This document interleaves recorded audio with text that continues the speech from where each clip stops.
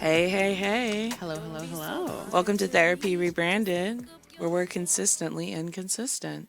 Ding, Ding, ding. ding, ding. Let's get it started with Reddit. Found out, male 39, that my wife, who is 31, is tormenting and harassing my ex-wife, 42, online. Is this good enough cause for divorce?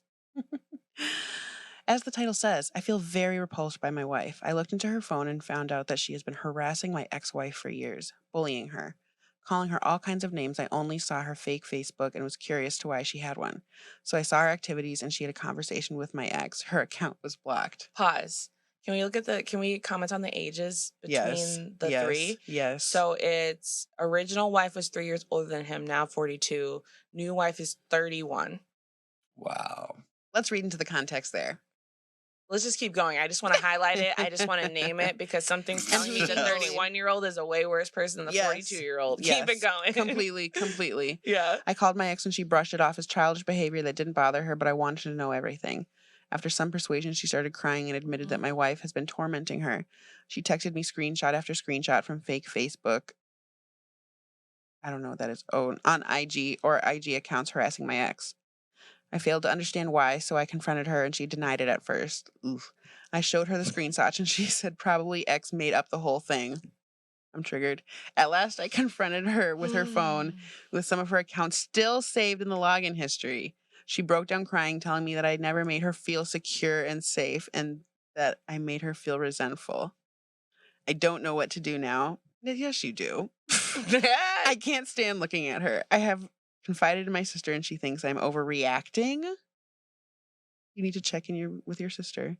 We've been trying for a child and everything was great before this, but I'm not sure now. Everything was not great before this. Okay, this is what I have to say. Whether you get a divorce or not, pause on the child, please, and thank you immediately. She's 31. She has plenty of years that she's still fertile. You guys can pause on the child.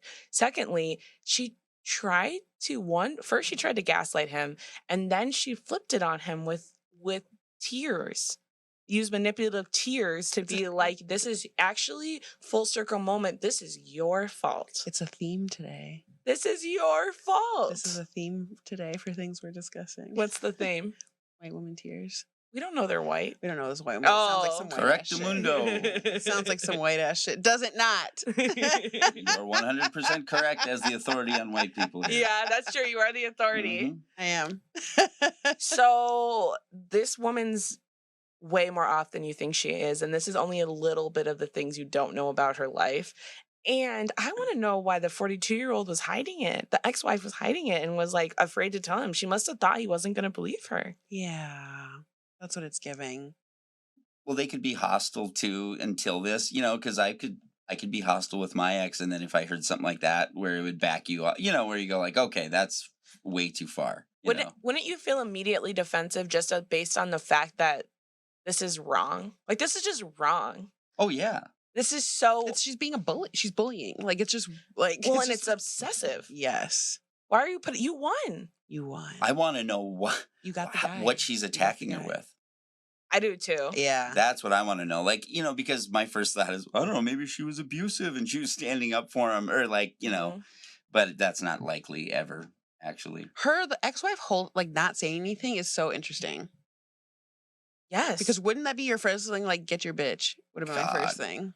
It would have been my first thing too, but I can think about some relationship dynamics. Actually, not some, a lot. I can think about a lot of relationship dynamics where if you went to them the first, second, or third time, especially because it sounds like she was making fake accounts, that the guy would be like, you're just obsessed. You're just bitter that I got this young, hot girl. Get over it. Like, you're just mad our marriage is over. Maybe she thought, because you're going through this right now as somebody who's newly single. Whenever you talk to people in relationships about their relationship, there's a little tinge of like, but are you just bitter? Are you just in a negative place right now? Because you're single. Are you just clouded? Don't be so hard on men. So, I think there's that like piece and tinge. Your face. Give me a break. It like gives me the worst vibe of like that the ex is like, had kids and then her body kind of fell apart and she's got like rosacea and balding or whatever. Like she's, like not where she wants to be. And that's why her self-esteem's so low that she doesn't like stand up for herself. It makes me sad. I really like the narrative that you've created for her. I've also created a narrative that she has low self-esteem. I don't know if she has rosacea, but she probably I was like, does. yo. It painted a picture. It painted a picture. It is giving low self-esteem, and it's also giving, like, you know, when somebody does something so wild, you question your own sanity. Like, Yes. is this really happening? Like, am I just, it's like when people make fake accounts and follow you, which is kind of, but reading between the lines, sounding like what's happening. And you're like, are these bots, or, and I'm just like blowing this out of proportion because I want to tell myself that this person's stalking me. Am I being, you know, am I being crazy right now? My Or reality right now. Are they really making fake accounts every day? And every time I block an account, a new account comes up. It's so hard. Fine, you guys. I wrote this one. I wrote this. It was me on Reddit. I wrote Says Rachel vibes all over. Gotcha, babe. You know my rating so well. I think it's up to you if you want to get a divorce, but I would say that this is giving, you don't know this person. Yeah. You don't know this person. Don't have a baby. Don't have a baby. And it's a vindictive person. Yes. That's fright. Like, what if, wait till you get her horns or whatever. And she tried to see if you would go for any of her lies. She was going to keep any one of those lies going if you went for it. She thought that she they were gonna committed. stick. She committed. She's a committer. I mean, how do you not commit to that? She's been doing it for, I think they said years. You can't admit it. You can't admit it. No. You can't admit it. You have to commit. That's crazy. You have no other choice but to commit. Yeah. And then literally she pulled the, like, it's actually your fault. I would be so disgusted. The amount When of he said he's anger, disgusted. the amount of anger when I sit down with a parent and confront them on their shit and they start crying about how hard it is to be them. Oh, it makes my skin crawl. And I always can tell the difference between when it's like authentic, like they're having a shame moment and they're like, I feel so bad about that, but I'm so stressed. That's totally different than like, you don't know what it's like to be me and you don't know how long I've been dealing with this. And this kid, blah, blah, you know, they're very different vibes. They're very, very different vibes. Her vibe is the second one. Yes. You don't know how hard it is to be me. You don't know what I'm going through. I'm managing. She actually will make your life a living hell. I'm managing my dissatisfaction in our relationship by bullying your ex-wife. If you didn't know that, it actually turned on you. By being a cunt. All right, let's go to the last one. You want me? I'll read it. Okay. I think my husband's mistress thinks he is richer than he actually is. My best friend thinks I'm a douche because I'm keeping silent. I'm so intrigued to hear why anybody would care what's happening with their husband's mistress. Husband, in quotes, because we are not married legally, throwaway, please let me vent here. He, 39, me, 39, mistress, 29. There's a theme. The other woman's like a decade younger. Best friend, 39. We've been together for 14 years, living together for 11. He came and told me that he was in love about 3 weeks ago. I was surprised at the lack of fucks I had to give at receiving such information. I did love him, but maybe my love has always been conditional and its survival depends on it being reciprocated because it literally vanished the second he confessed to me that he was in love with another woman. He didn't want a separation, but to maybe open the relationship or let his feelings for her subside. If somebody came to you and said they were in love with someone else and asked you to open the relationship. No. And you know, and are you you're stomping your feet right now. I just want people to know Rachel's stomping. Put the mic down. I'm stomping because you know me. I do know you. You're a very open and accommodating person in a relationship, and that's insane. We're fighting domestic. Call the cops. Call your friend so that like, yo, you said what to me? As if what this, did you just say to me? If this were in the reverse and a woman went to a man and was like, I fell in love with another man. Death wish. Death wish. Sentence. Shit on the street that night. And this woman's over here worried about him somehow. And if you have kids, he's taking your kids just to be vindictive. I would say that 75% or more of people who suggest an open relationship this far into a marriage, like this far in, living together for 11 years, you guys have never talked about it before. It is directly because you want to have an affair with another person, but not call it an affair. It was directly, these circumstances, been together for 14 years. never talked about opening up our relationship until I fell in love with somebody. Often people don't admit that and they just are like going to secretly date them No, later. as But she's literally talking, I know like she just shriveled up. I can feel like it just was like, let's just let me fuck her for a while and then see if I get sick of it. the right. feelings might subside. I think I'll get over it. What a disappointing species. And I just want, well, what's more disappointing is that he thought she was going to go for it. Who has she been in that marriage? Good He thought read. she was going to go Good for read. it. Ooh. He was taken, I think she's checked out, it sounds like. clearly. Which I would feel if this is I said it was over. It was like I had never had feelings for him ever. He was taken aback by my indifference, which I thought, the audacity. Did he want me to hurt and suffer? I told him that he should be relieved and that he didn't cause pain. Instead, he has been sulking since. that's the war. Before we go to the next part, I just want to say, I know this man was heartbroken that he did not get a gutted response from her. The give 0 fucks is the worst response you could ever get. Ever. Worse than give. being cussed out, worse than the domestic, It doesn't worse matter than what saying happened. yes, not caring and just being like, get out. If you want to win, do not say a thing. Yes. Just take that is the only way to take your power back. Me. I'm saying Me. I learned this in this relationship. This is the thing that I've taken right here. Don't fucking respond. The only power you have is to remove yourself from the situation. That's it.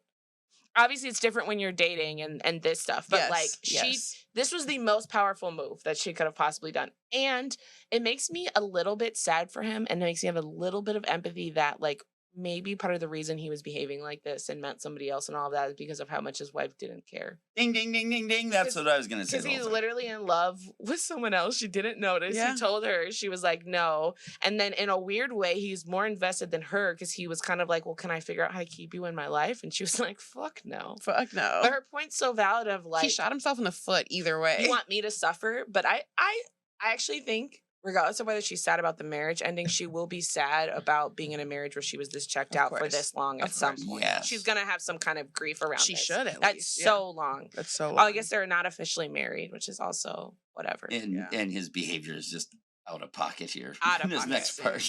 I'm ready. Okay, go. Last Friday, I got home and Mistress was there.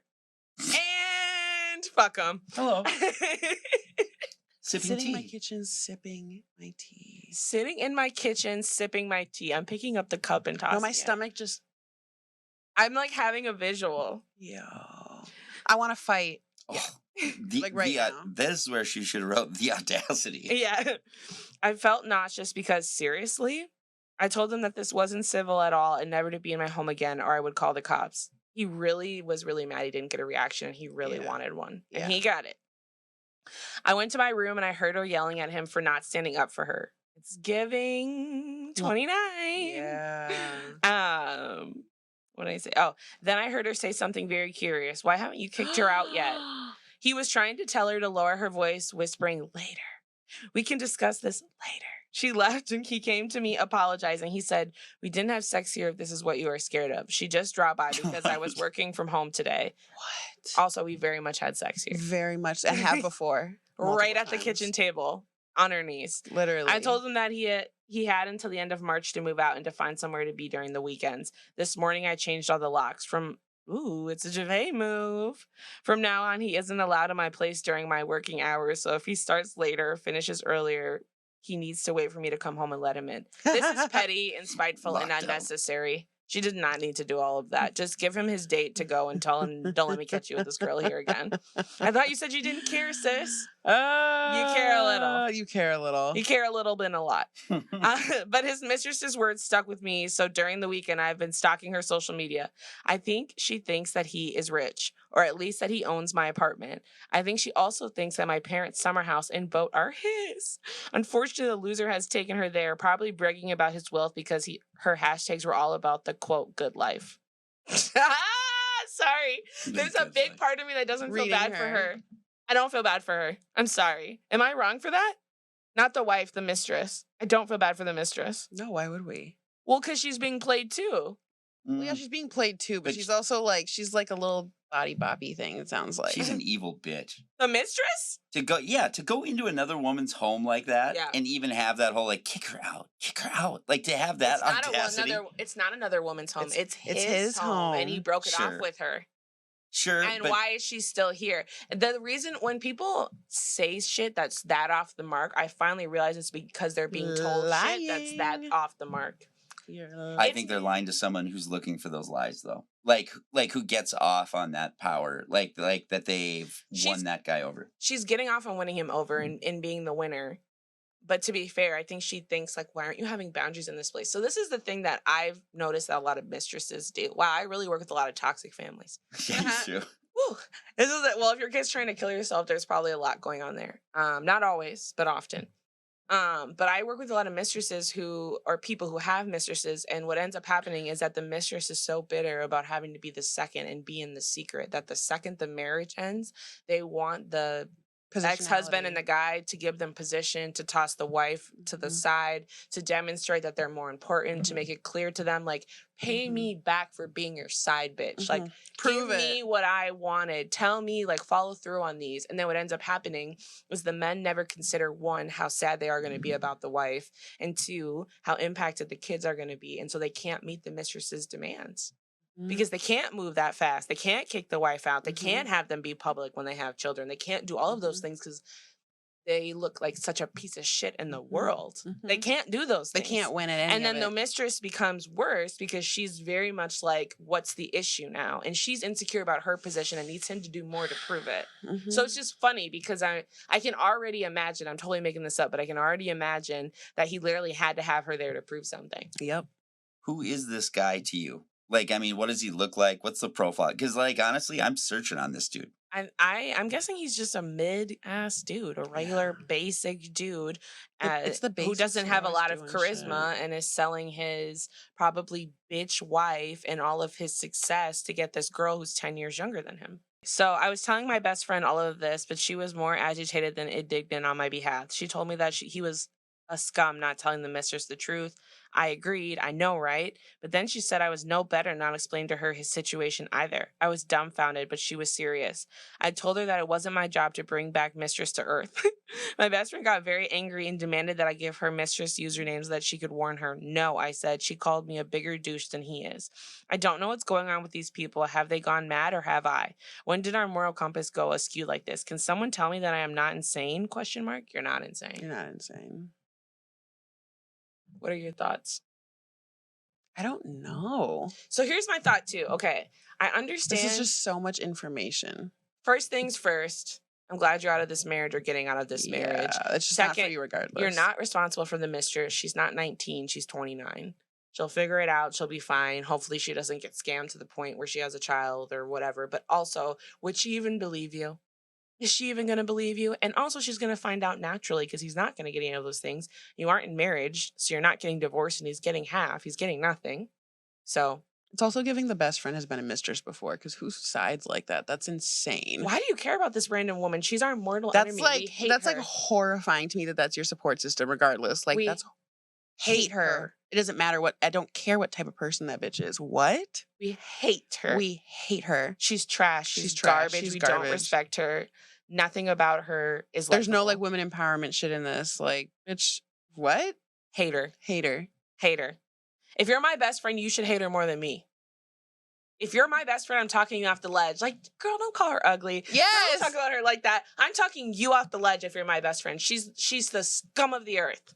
She's the scum of the earth. Tell if me you're where my she. best Tell me friend. where she lives. Literally. We're Do going you to want to find roll her. up on her? Bitch, 'Cause we I'll fight can. her. You can record. I'll fight her. You got your nigga. I got her. I don't know why we care that this person is being lied to.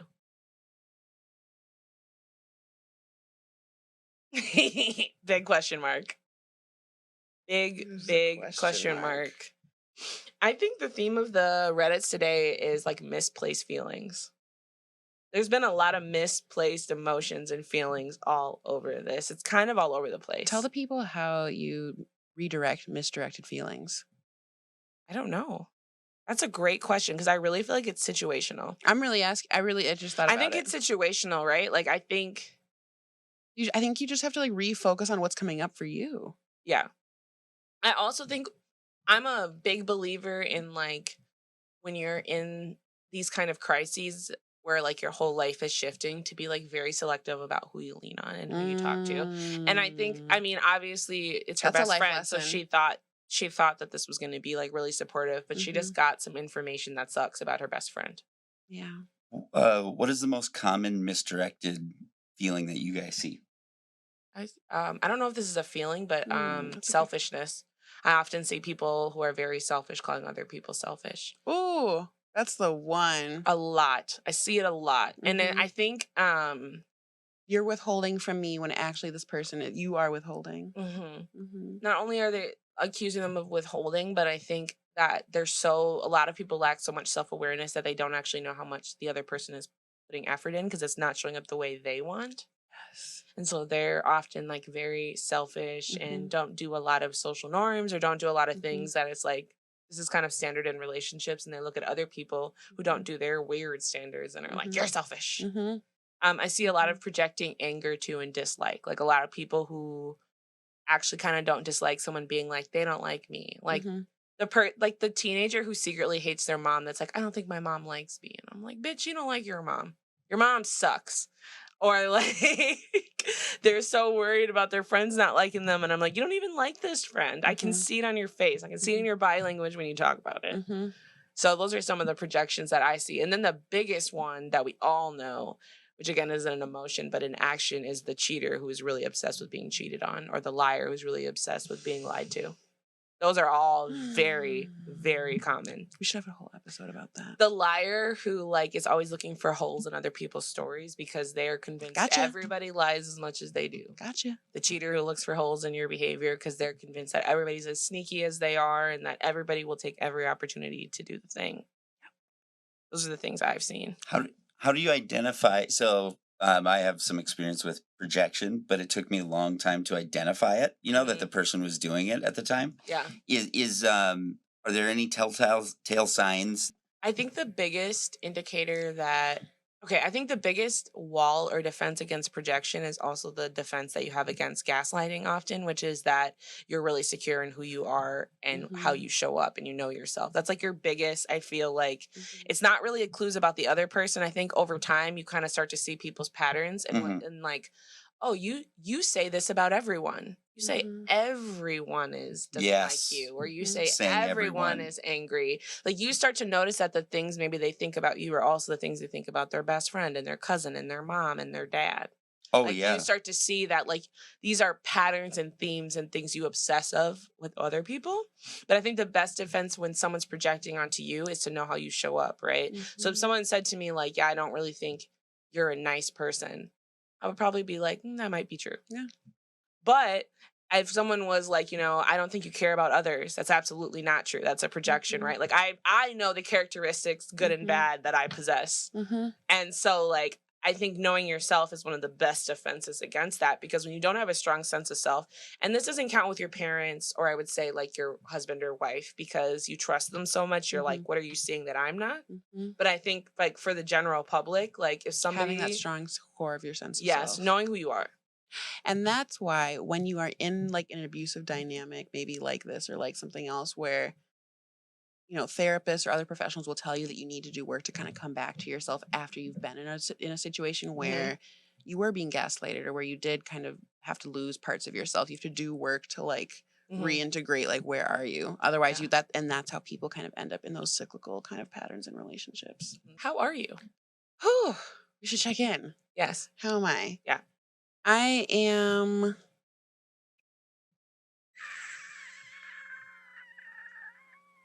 I never know how to answer this. Mostly, Javay's always getting on me about this part because I never know how to answer.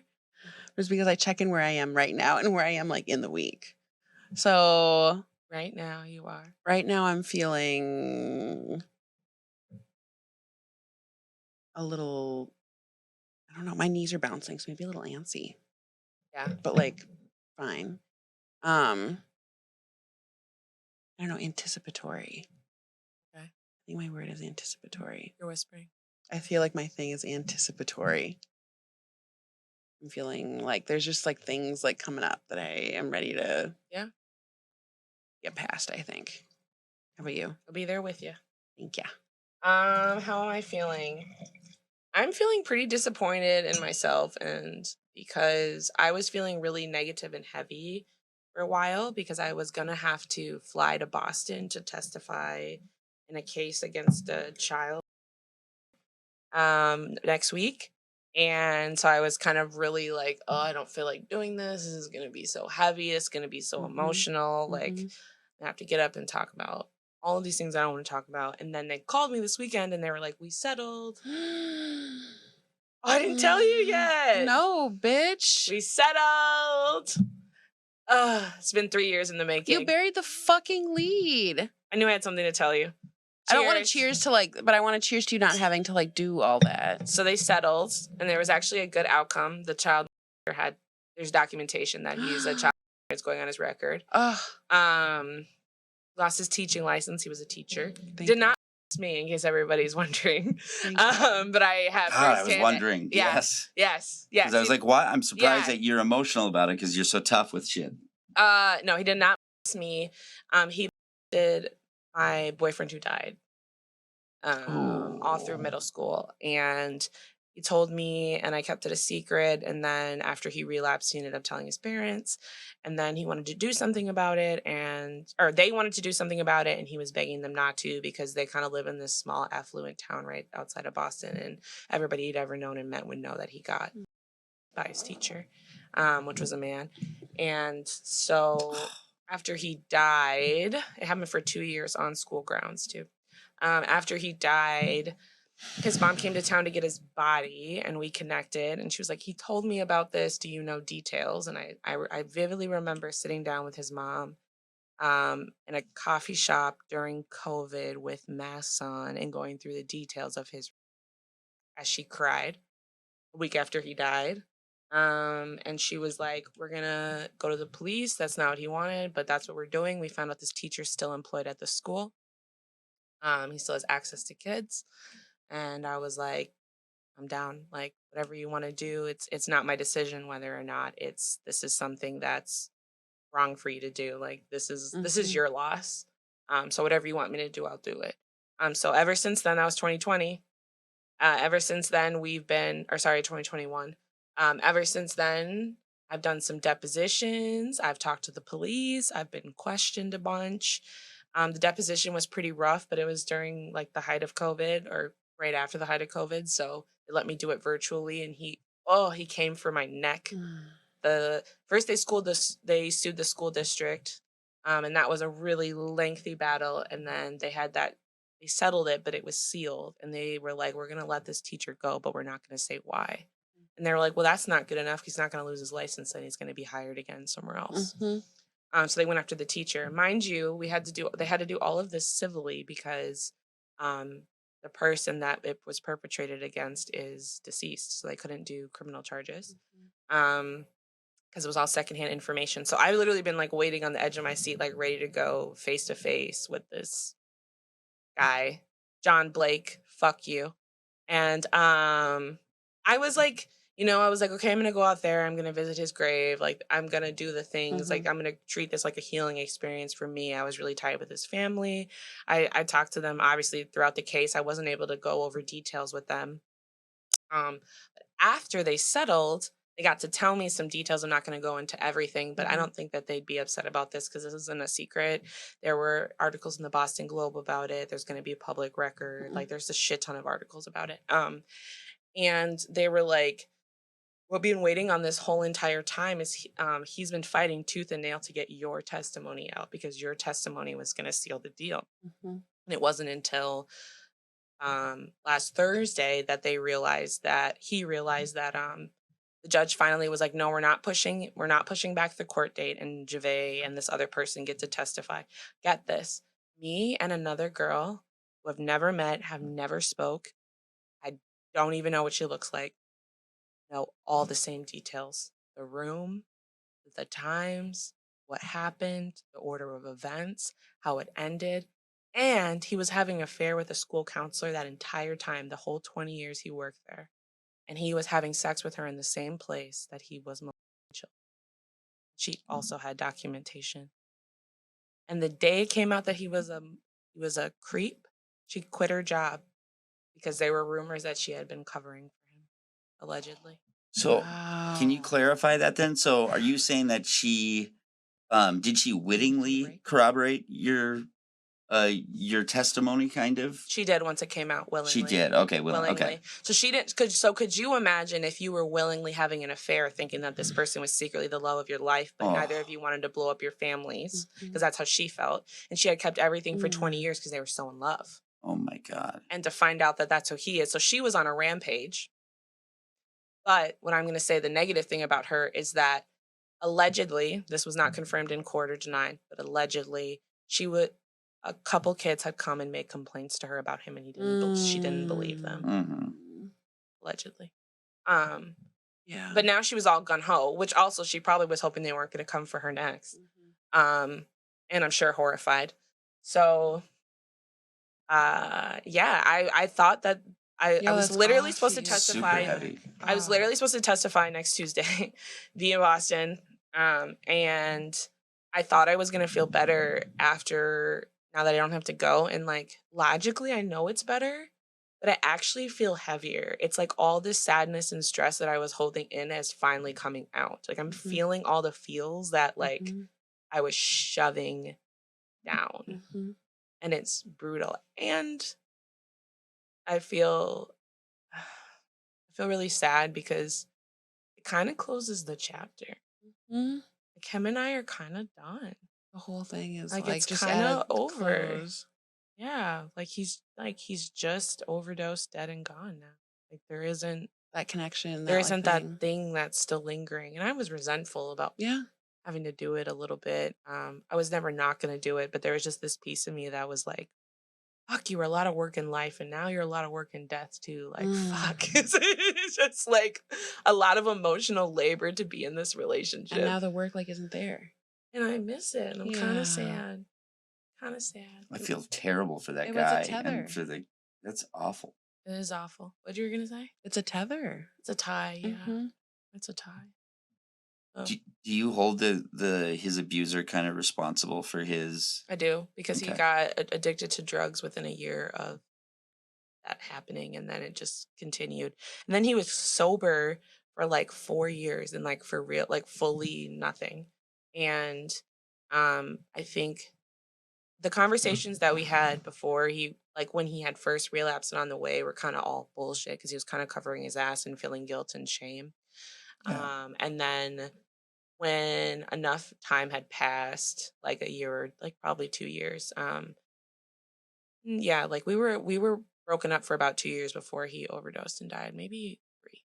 And the summer before he passed away, and we have like a lot of history, because like after we broke up, and he was doing really badly, I like told on him to his family, because I thought he was gonna die. Like, that's how bad his use was, and he ended up going to treatment and like try to get sober a couple times after we broke up, and so we kind of stayed connected until he just was like, I'm actually not gonna do the sober thing. Like, I'm just kind of gonna write it out. Like, I don't think I can do it. But so Wow. so we reconnected. So he had been not sober for a while, not trying to be sober for a while, and I had like a depressive episode, like the worst depression I've ever had, for like 2 weeks in the summer. And I didn't want to reach out to my family, and I hadn't talked to him in over a year, and I reached out to him, and I was like, I'm doing really bad, and I just like need to see somebody that feels like family. And he was like, I'll be over tomorrow. And so we like sat outside at the fire and like had a heart to heart for like hours. And he was really honest with me and was just like, I was never gonna work through my shit. Like, I never could get over the flashbacks. I would never gonna get over the trauma. Like, I would go through phases of being happy, but like I'm never gonna work through my stuff enough to actually be happy. And I just wanna try to be normal. Like, I just wanna see if I can not do the therapy, not work through my stuff. Like, I know that nobody thinks it makes sense, but I was trying to be straight and narrow and do my thing for years, and I just like can't do it. Like, I'm too afraid, I'm too upset, I'm too anxious, whatever the thing is. I was like, I get it. So I do think he directly contributed to his, I think that directly contributed to his, like, that was the start. of where everything went left for him. And then I think the second part was he was smoking weed that whole time and drinking and kind of engaging in reckless behavior. And then he got to high school, and an older kid who was a drug dealer gave him opiates for free for 2 months. Oh, Jesus. So he got addicted to opiates. And then after he got addicted, he's like, I'm not giving you this for free anymore. Like, I need you to sell for me to get it. And then it was just like Yeah. downhill from there. That is fucking, again, to use the word insidious, but that is fucking devil, like That's demon evil. behavior. That's Mhm. evil. 2 months. That's like physically Oh, addicted. no, that's, You're physically addicted and then being like, Mhm. actually, no. sorry. One of the bright spots this week, as I was just like chugging through, is that we had a clip that went viral, and it feels good because internet just feels random, but it's Literally. and it is random, but also I feel like that's the importance of being consistent. It's like if you do it long enough and you're good enough, it'll just hits. continue to hit, right? But it was the conversation around Brene Brown, and some of the comments People are not happy with her. some of the comments were really As they should validating. be. Most of the comments were really validating, and then there were some that were like critical of us. Mhm.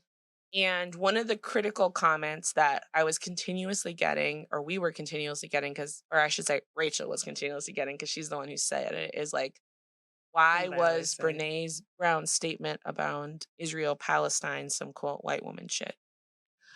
Brene Brown's statement was some hands down white woman shit. I think because for me, the thing that sticks out, which is kind of the blatant one, is like the tears part, is like centering her individual experience as like this is, I hesitate to say equally as important, but like this is the thing going on in my life, and this is why I haven't done XYZ, and this is why you shouldn't care that I did something else erroneous, right? Mm-hmm. And it kind of is like a red herring of like changing the subject a little bit. It's bringing the attention and the grief and kind of the compassion to her actually, instead of the actual topic that we're trying to engage and talk about. It's centering like her pain as, she talked about her mother dying, which of course is devastating and sad and life-changing, of course. And it's not, it's like reading the room, it's time and place, and it's something that is like specifically, of course, all people can and do it, but it is something specifically that I think white women do in order to get out of kind of getting in trouble or saying kind of like this social justice thing I don't want to deal with, or this isn't my place to say it. um and it's a way to get sympathy or empathy, or it's just gross. I'm hearing you say too, it's kind of like the thing that feels quintessential to what you've experienced with white women is that they divert from accountability by bringing up their own pain. Exactly. Like, I'm trying to hold you accountable and you're bringing up why you feel pain. That has nothing to do with what I'm bringing up. So people were trying to hold her accountable for being a social worker who's not talking about probably one of the most prevalent social justice issues of the our recent times. In the presidential elections, it's going to be the thing. And it's like it should be one of the only things. her response to accountability was, I don't need to be accountable, was essentially what I heard. I don't need to be accountable. My mom died. How dare you? And I'm morally superior actually because I'm not picking a side. Right. That is this difficult thing that I've been experiencing. The comment right up there that Gabe had shown, I was shocked. I was just going through pictures. I was just cutting clips, and I wanted to do pictures because I was tired of it just being me and Rachel or whatever. And I put a picture next to her with Oprah, and I was genuinely shocked at the amount of people, and when I clicked on their page, mostly Black folks, who were so distrusting and angry at Oprah. Like, nothing she does is for us, by us, about us. She's money hungry. She's not authentic. Everyone she endorses takes advantage of the community. I guess I didn't know people felt like that about Oprah. Really? No. Oh, I feel like I knew that. I'm glad I was here to fill you in. Thank you. The white guy. I feel like people are not fans of Oprah based on just like she's like not interested in helping out. Like I think it started with her doing those schools, and I forget what country in Africa she's doing it, but she has those girls' schools. And people are like, why are you doing that over there when you're from, like, you could be doing that here? And, not to say that she maybe isn't, but it's just that was not what she was putting out there. She's kind of uplifts Dr. Phil or Dr. Oz or Rachel Ray, kind of all these white stars, kind of like there's just not this like Brene Brown. There's kind of, Ayanna Van Zandt is the black person that she picked to talk about mental health. Like, it's just not, she's kind of an unserious person, I think, for black people. She's the whitest lady in the fucking world. Like, for real. Like, she feels like my auntie. So she's also like really comfortable for white people because of that. Super She's comfortable. palatable, I think, in a lot of ways. She's a black billionaire. I think at this point, like, black people are now like getting kind of wise to the whole like billionaires maybe aren't our friends thing, Even if they're black. even if they're black. So some of the I don't want to call it valid actually, but some of the feedback that we were getting is this comment, right? Mhm. So that Oh. no, the one you were showing, I think shows kind of what the sentiment of some of the comments were, which is like, she's made it a life work to understand all factors, and here you are, not good enough. It will never be. Why try? Except for she's not making it her life's work to understand all factors because she doesn't talk about race. And she talks about kind of womanhood, but white womanhood. She's not explicitly saying that. Mhm. And it's kind of like not good. It will never be like, why do we even try? It's kind of even what white people often say about like, well, you're pointing out all our flaws about racism. Why should we even try? It's like literally word for word. It's the verbatim same thing to me. Yeah. It sounds similar at least.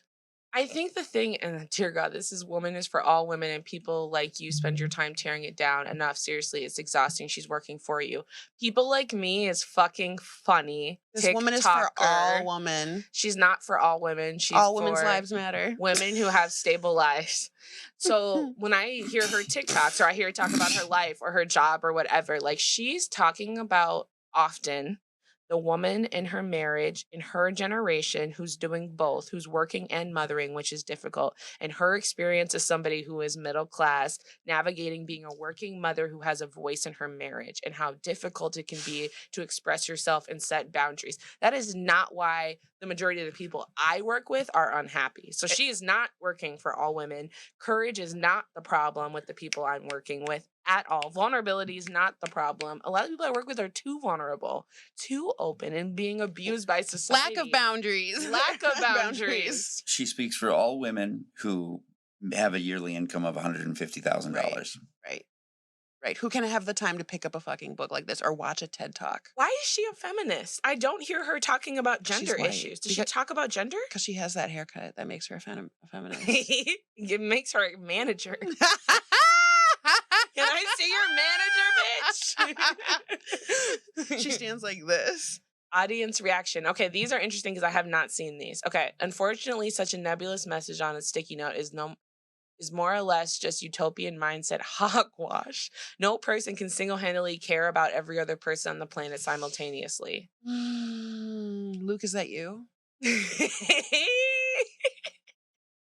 You did used to have a boyfriend that would kind of have Why are you these trying to be a good arguments. person? Yeah. Why does it matter that you try to be a good person? You think you're better than me because you care about other humans? Projecting.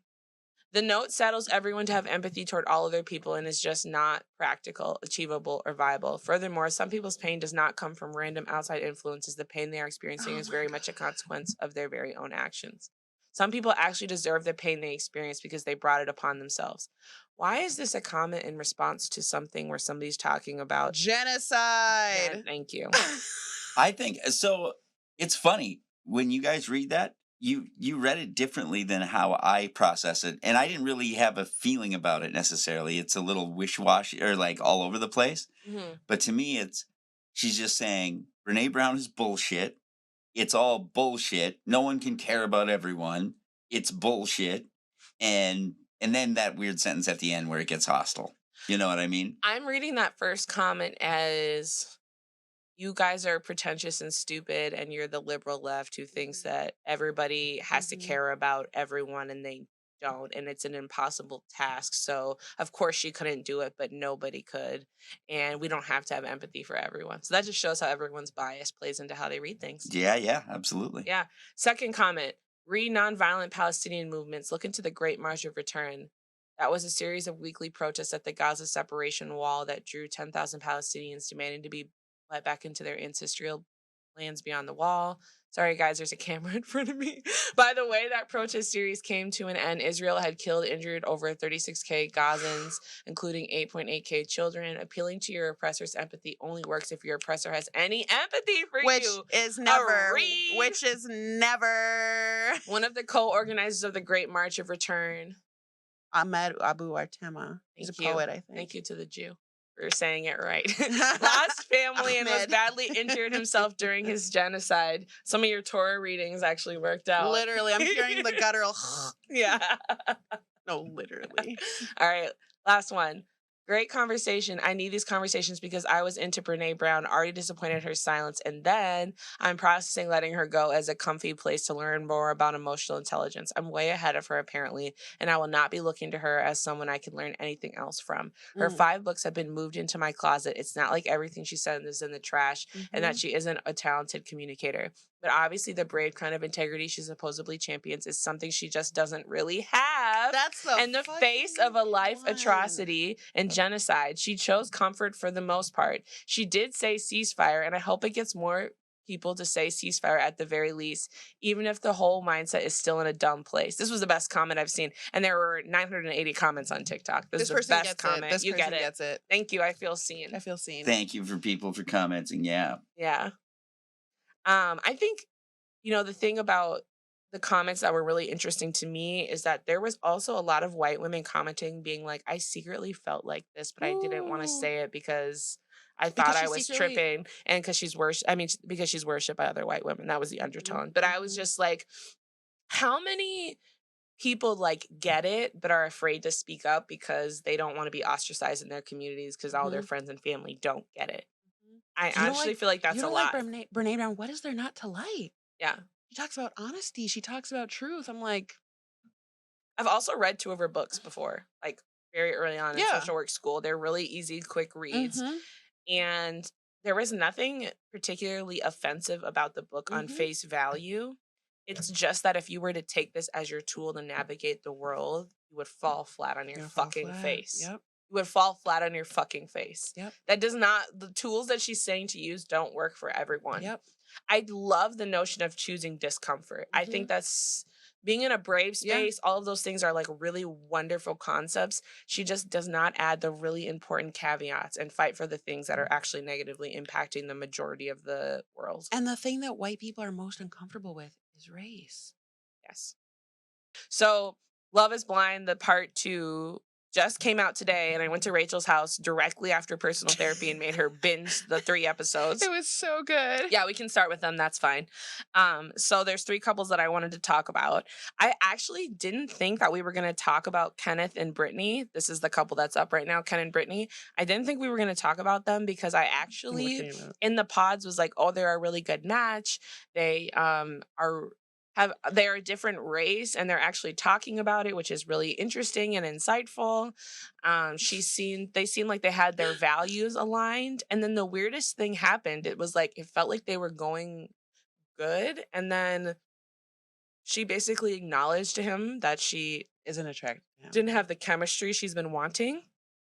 And like, instead of it being the beginning of a conversation and like the beginning of this chapter, and maybe it's editing. But how it was perceived is like he was completely all in. He was feeling her. He liked her. They aligned value-wise. He thinks she's beautiful. He even said, like, I feel chemistry towards you, basically. And then by the end of that conversation, he was like, but we're not going to work out and I'm done, and packed a bag and left. And was like, dead ass. Let the relationship completely go. He just read between the lines. He read between the lines, but it was interesting because I feel like if you're that bought into a relationship, it's kind of like the Reddit we were reading earlier. Like if you're really feeling it that much, don't you put some, you put some effort in, or do you just accept that if she doesn't feel chemistry, it'll probably never be there and move on? I think it's natural. I think he did he's clearly I think you said it earlier when we were talking about this, like very centered in himself, clearly like knows some shit about himself. And I think you're hitting on something important that like, I don't know if I would just, I might just want to engage in a conversation or just like, if I'm really into somebody, if I'm in love, like the way I'm saying I am, I'm probably not just, outside of like being heavily like, there's like a glaring, like, I don't know. The interesting That part hit something for him in is some that way, I they're feel both like. religious. They're both heavily into God, and that's what they bonded over. And so she had shared in the pods like, "Hey, for this month, I definitely don't want to have sex." And so I think as a man too, it's really confusing for her to be like, "We haven't had enough intimacy," Mhm. because I think from his perception, like, what kind of intimacy feels safe and respectful to you? Like, I think Mhm. he was really trying to be respectful. Mhm. And so I was also watching it like, how much of this is about him just like feeling misunderstood and like, yeah, if you don't see me, Yeah. you're not the one. And it was so interesting because he was so He didn't try to not troubleshoot at all. he wasn't petty, he wasn't spiteful, he wasn't angry, he Mm-mm. was very matter of fact. Like, well, I hope you find your person and I Mhm. know that I will find mine. And she was so upset. She was She hysterical. was hysterical. And that was confusing to me, but it also wasn't because it's a feeling of rejection when you go down thinking like this guy's gonna fight for me, we're gonna have this big conversation or I'm sharing a need. And instead he's like, yeah, fuck it. Let's call it. On to the next couple. All right. This is remember. So I literally vividly remember last time you asking me being like, who's gonna be the drama this season? I was like, I think it's gonna be the black couple, but nothing's happened yet. Ding ding ding. And then it happened. And then So it they acted happened. the fuck up. So this is Clay and AD. And the thing that I feel like happened in the pod that happens often is there are these men who engage, and they're not just black, who engage in really crappy behaviors. Like they're cheating, they're inconsistent, they're really selfish. And then, like, in the pod, they demonstrate and show their representative.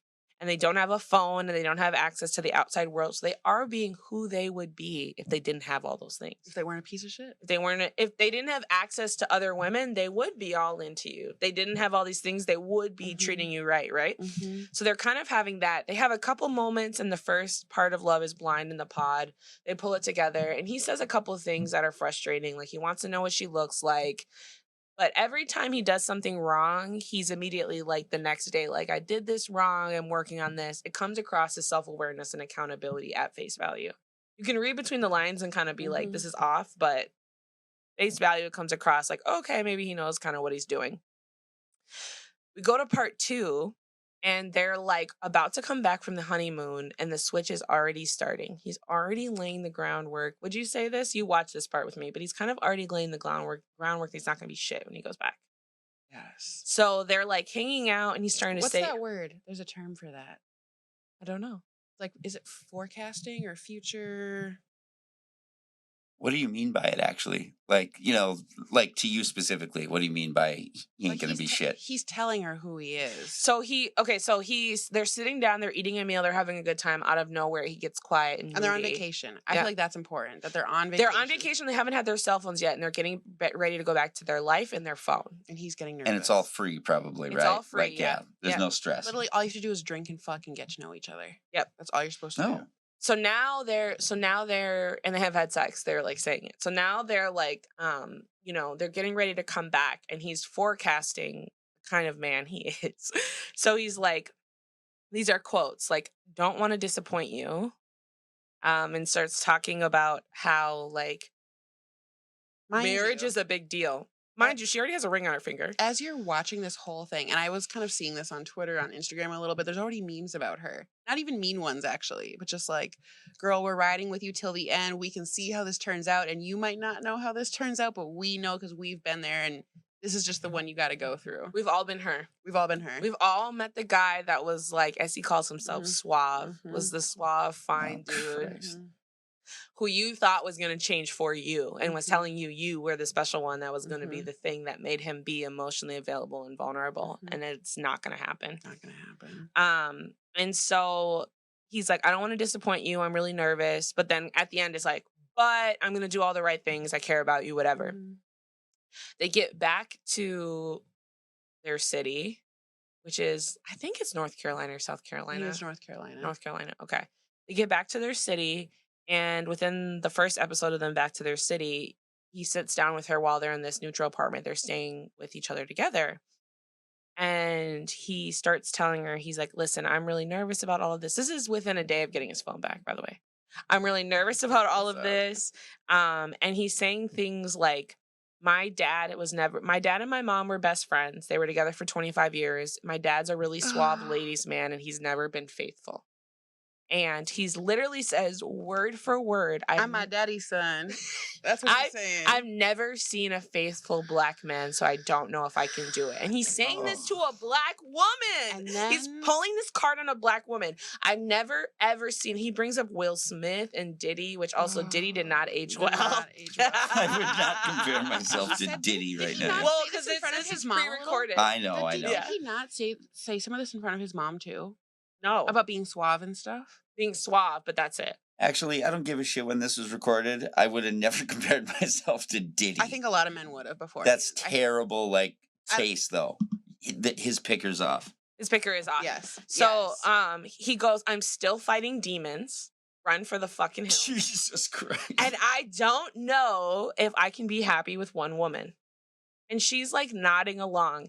And I can see her hanging on every positive word because her stomach is You flipping. can watch her, like, in her head being like, okay, breathe. Okay, like, take this. You can watch her, like, trying to, like, I'm going to be the constant, yes. safe, Yes. stable place. I'm and going to show that's that I'm gonna not make crazy. And that's going to make him not treat me like shit. And he's saying all of this and he goes, yeah, I called my friends. I told my mom, my sister about you, my dad about you. And he goes, my friends were so surprised because they were like, I told them that I cried. As in, like, he was a changed man and does emotions now because he shed a tear. And then he starts sharing about how when he was a child and his dad would be a cheater, he'd bring him along with him as part of his cover. So he's sharing all of this, and then at the end is like, but we're going to work it out, baby, and go to therapy together. Like, the whole time, like, I just want to paint the picture. I loved that, by the way. I just want to paint the picture for Javae and I sitting on my couch. Javae's in the corner with a blanket pulled up to her face like this.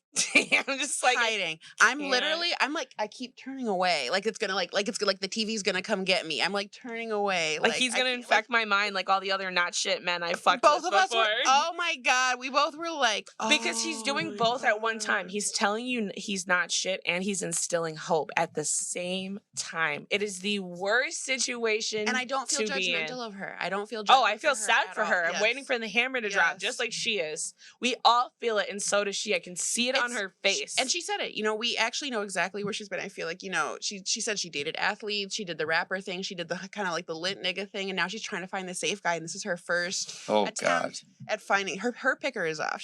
This is her first attempt at finding a safe guy. Totally relating. And it's hard. It took me 45 years to understand that, like, okay, if I'm on Tinder now, you used to see like a cute chick's profile and it says like, I don't know if you can handle me. I'm a wild cat. Like they say that same kind of shit that I used to go, oh boy, she might be a little fun. And now we just go, yep, I believe you. I'm fucking running for the hills. I believe you is key. Yeah. But the thing is he's doing this thing where he's like, I was shitty and I'm scared about going back to my ways, but you are changing me. And he's verbalizing that to her. So he's looping her into this breadcrumbing her. He's creating this narrative and playing into this narrative that like he's going to shift for her. But I told you who I was, so maybe I'm not, and I might back out, and we don't know. But I am gonna marry you, but also I do have trauma. And can you say what breadcrumbing is? Explain to people what it is. You explain it. You explain it. No, I'm joking. No, I'm joking. Breadcrumbing is when you, I mean, you kind of just said it too, but it's when somebody is like giving you what you want, either kind of in small increments. They are giving you the attention that you desire, or they're giving you the affirmation that you desire. And so you're like, oh, it is in there. That's the real them. When really that's the them that they're actually putting on. The biggest thing about breadcrumbing is that the interest is like they're sporadic. Yes. It's sporadic. And like you're getting little bits and pieces. It's really inconsistent of getting what you want. And so like sorry. It's okay. Could you do that into the mic more?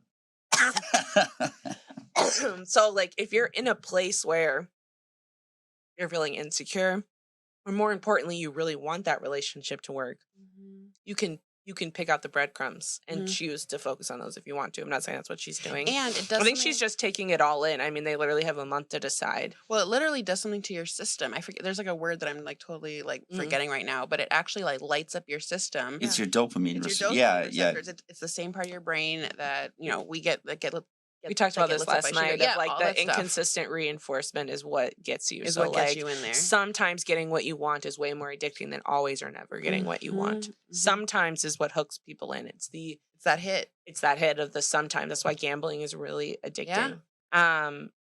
The other thing about Clay is that we found out in the last episode of this section, the next one comes out next week, that he's already not coming home some nights and saying it's about work. She let So that. She was like, "Nigga, you're not about to shit on me."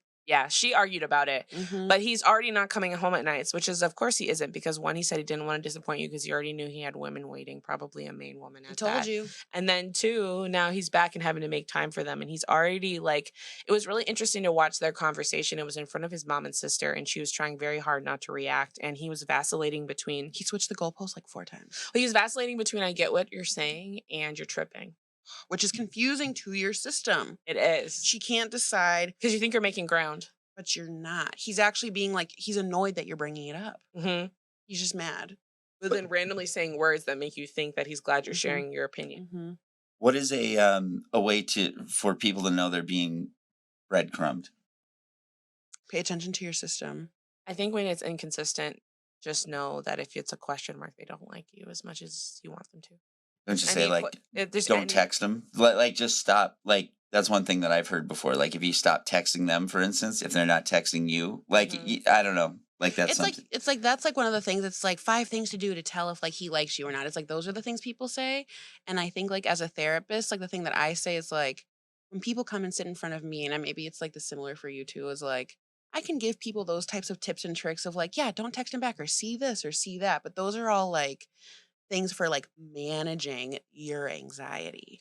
And so like I think like the key is like, and it's hard. Like that's from personal experience too. Like it's hard to focus on this is bringing up an extreme amount of discomfort for me. Let me look at that instead of like trying to manage how to figure out if they're into me or not. So yes, you are right. Like yes, disengage in a certain way, and also you'll find out more from like paying attention to yourself, I feel like. Mhm. Yeah. I think agree with that's that. great advice. Yeah. I think I agree with that, and I think the important piece of like breadcrumbing and all of those things is: are you getting what you want, or are you creating a narrative that they're showing you they might give you what you want in the Just future? enough. It's just like, are you seeing signs that you may get what you want, or are you you getting getting what what you you- want now? Say it again.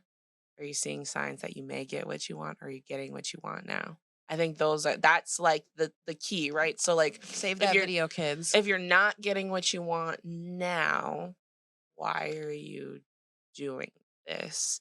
And if it's out of hope that enough time will make them buy into you, how long are you going to string yourself along? Like, what is your cutoff for you? Is it 2 months? Is it 3 months? Is it 6 months? Like, It's deciding when where you're you're not getting what you want, are you going to back out? And be Mhm. honest with yourself about Mhm. the fact that the longer Mhm. time frame you give yourself, the harder it's going to be to back out. Which is how you end up in like more tenuous, toxic, abusive situations, I think, actually. You do. Yeah. 100%. I heard someone say that that's like what falling in love is in the early stages is that you fall in love with the possibility of who that person could be. Correct. So to try to check yourself out of that or something. But that was powerful for me. When I Or they're learned that. representative. And I think that's one of Mhm. the things about why it's really Representative. important to date someone for more than a year before you get married or have a baby. Or move is in or whatever. Move in. I think you should move in. You could move in before a year. I don't really care when you move in, as long as you're an Mhm. adult who has a plan of how you're going to move out. You Yeah. guys That know what you're part. going to do if you break up, right? Like We if both you're moved moving in, within a year, I guess, yeah. did you have conversations about what you would do if you broke up? No. We did. We had conversations before we moved in about No, we were who would get super- the apartment and what that would look like and whether or not that other person would have to throw out money. You mature weirdo. No, mine was. No, I know it's super healthy, but It's yeah. super. That's what I'm saying. We were so reckless. We, as in me. But you and my guys were ex. both wealthy, so maybe you didn't have to have those Well, I conversations. think that's what it 'cause was, you're is a I just spoiled knew- brat, so you could just go with your mommy or get some money. I knew I was going to go, and I just knew that where we were living was going to be his. Interesting. All right. Last but not least, Jimmy and Chelsea. So they are the love triangle that we were talking about last time, Mr. Thumb. Oh, but this gives me. They gave me. Who gave you more anxiety, them or the black couple? It was painful to watch Chelsea. It was painful to watch Chelsea because I knew Chelsea was going to feel like this. You came out of this love triangle and you didn't feel secure when you got the ring. So you're not going to feel secure in the relationship. It's almost impossible to create that level of security. You didn't feel like you won. I mean, he literally told you to your face, like, I made the decision that day. So it wasn't like a stark lead, right? It wasn't something where it was like, he knew it from jump. I'm the gal. So she's feeling insecure and she's looking for a lot of reassurance. And it turns interesting very quick because we find out. So Jess, the girl from last time, the beautiful one who we all said actually looks like Megan Fox, Who he says looks like a Kardashian. he said looks like a Kardashian. Said that. Said that. And we find out because Jess is on the show having lunch with one of the other girls, and she shares that Jimmy, this guy, reached out to her within a day of getting back from the honeymoon and friended her. So he knows what she looks like. And he was commenting to other people about how she looks like a Kardashian. And he told Chelsea, the girl that's standing with him, this. Because he said it to other people, it was going to get back to her. Yeah. Right? Like, we have to remember, he at least has enough sense to know he's on fucking TV. He's not an idiot in that way. Like, he's covering his ass. He's saying that when he does things, he's following up and being like, I did the thing. Yeah. You know, and to be generous, you could say he's being transparent, but I'm going to say covering his ass. Yes. So we find out that he tried immediately to see what Jess looked like, friended her, etc. So he's already on bullshit immediately. Secondly, Jess is totally interested in meeting him in person and seeing him, knows what he looks like, and still says he's attractive. Which is wild. To me, whether or not she says he's attractive, I just feel like this is the dynamic that's created with love triangles, where people are... She's still obsessed with winning and she's still feeling rejected from losing. And so this is so much more about winning and losing than it is about this guy that she spoke to for 3 weeks in a pod. And she even said, you know, one of my friends told me, how could he not choose you? Like, she already is like having this thing about like, there has to be like, I have to like figure it out. Yes. And so he tells Chelsea about the like seeing her and saying she looks like a Kardashian, and basically is like it was in poor taste, which it was. And then Chelsea's like, you have started looking, basically Chelsea goes, you've been looking for flaws in me since you saw how hot this other girl is, and I'm seeing the bullshit. And he goes, you're clingy and insecure. And then she goes, I just had sex with you. Is that clingy? And then he goes, well, I actually had sex for you. You initiated it. I'd like a breather from sex. Even as I watched this. That was fucking savage. Savage. He went, I actually want a breather from that. Unload the clip. Oh my, and then reload it and fill her body with more. That was brutal. And so that shit was nuts. With your big ass square white teeth. What we are learning from Love is Blind, I will say, from this experiment, one thing that we have learned is that nobody can manage having multiple bonds, and the only successful relationships that happen are ones that aren't from triangles. Nobody can manage falling in love with, in air quotes, two people at one time, having equal feelings for them. They are constantly plagued by the what if of the other person. They're constantly like, actually, every time it goes left in any way with the main person, they're like playing this out of like, what if I would have picked the other person? We are watching this. Mm-hmm. The other couple, I'm not even, Laura and Jeremy are also going through something with their love triangle. And it's just this notion of like, they can't handle it. Nobody can handle it. Who can handle the level of curiosity of like, what chemistry or connection would I have had with you on the outside? Of course you're curious about that. Like, me and you aren't hitting it out of the park. Maybe I picked wrong. Anybody would fucking think that. The fucked up thing is that both the guys in the love triangle are saying they're hitting it out of their park with their current significant others. And I want to know how much of these men being so into them, specifically Jimmy and Chelsea, is like damage control.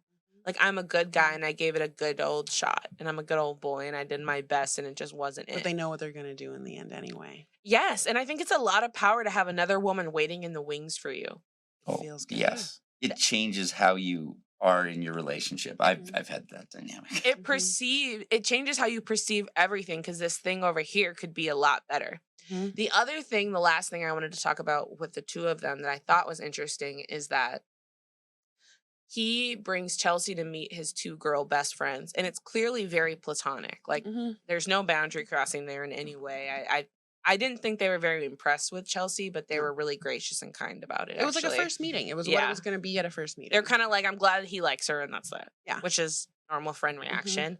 But they were bringing up that Jimmy is really, really codependent with his girlfriends and relies on them heavily.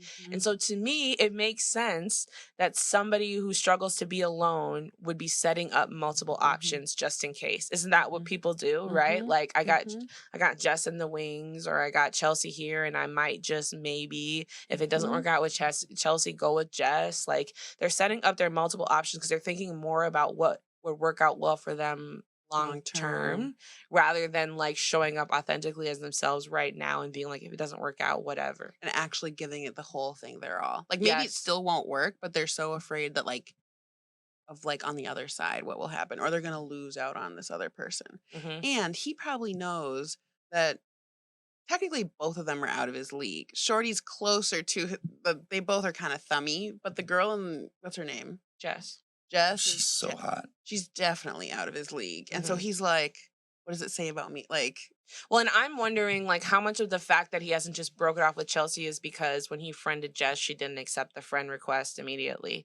And like, so I wonder too, like how much of him being bought into Chelsea is because he doesn't know if Jess thinks he's attractive. I think it's exactly what I was going to say. He's being realistic. And Jess wants him to chase. Yes. People know their level. And I think, but Jess is saying she wants him. Don't believe it. I don't believe it. She wants to win the show. She wants to win. I agree. She wants to win. And I think the other girl does too. Yeah.